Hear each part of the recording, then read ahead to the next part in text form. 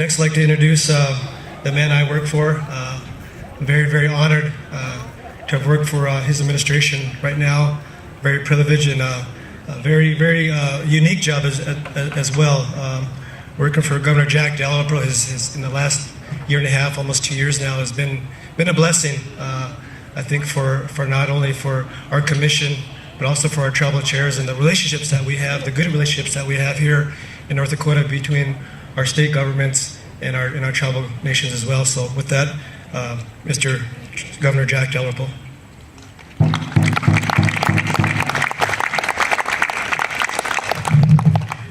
Scott, thank you very much, and thank you for including me today in this very historic event, a very special event. Doesn't happen very often.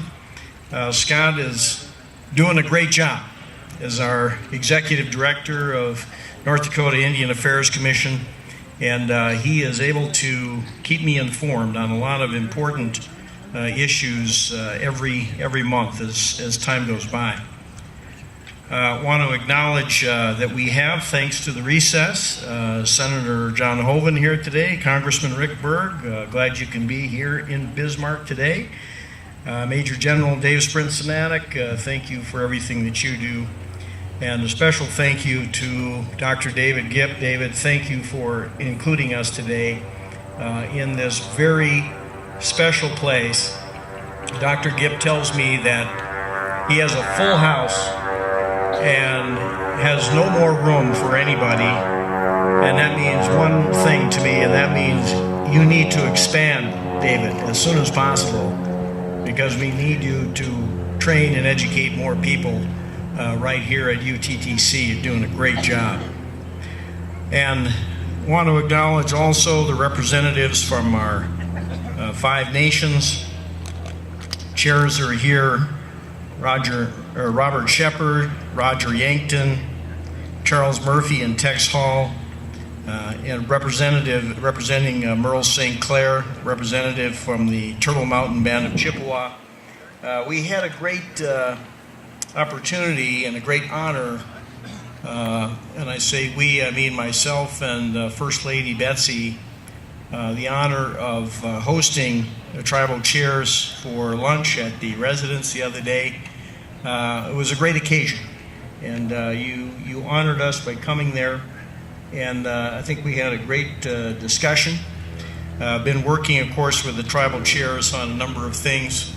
I find that they are outstanding negotiators, and I need to polish up on my negotiating skills a little bit if I'm going to keep up with these 5 gentlemen. But it's great to work with you, and I think we're making great progress on all fronts. Appreciate it very much. This is a very interesting day, bringing forward the UH-72A Lakota Helicopter. I had the opportunity to see this incredible piece of equipment a couple of weeks ago. It found its way over to Fargo for some reason, and I had a look at it. An incredible result of the amazing technology that's available to this nation today. Incredible visibility in this machine. You can literally see all around you from the controls. They told me that once it gets about 80 feet in the air, that you can flip a switch and it will fly itself to whatever destination you have programmed into it.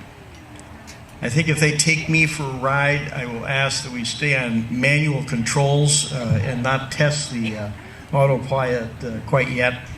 But it's an amazing piece of equipment, source of great pride, of course, for all of us. But what's really special is that as it travels faster and carries more cargo than any other light utility helicopter, we are giving it a name that continues a long-standing tradition of giving Indian names to the helicopters of the United States Army. And this particular name, Lakota, of course, has great significance for those of us here in North Dakota. Very glad to see many of our state legislators here today to join in this celebration. I think it says something that these good people would come out and be part of this. Senator Ole Larson from Minot, Senator Don Scheibel from Mott, Representative Betty Grandy, Representative Karen Rohr, former Senator Richard Marcellet. I'm not sure who you're representing here today, but welcome, Richard. You know, I was a legislator myself for 16 years, and it really is a good thing to see state legislators participating in these kinds of events. The 2 Lakota helicopters will be blessed and named Eagle and Turtle.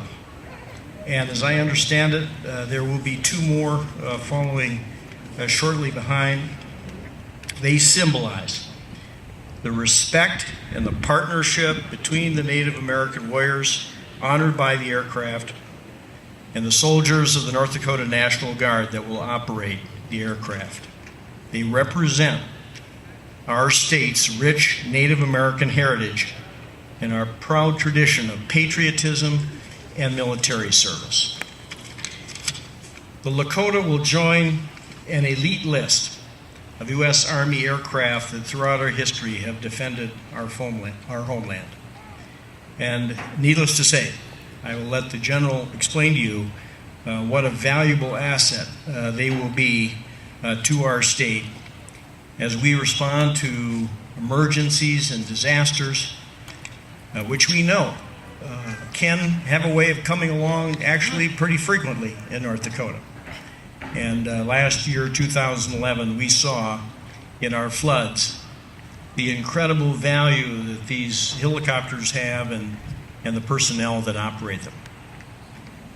Thanks very much. On behalf of the state of North Dakota, I'm honored to be here today. Thank you for inviting me.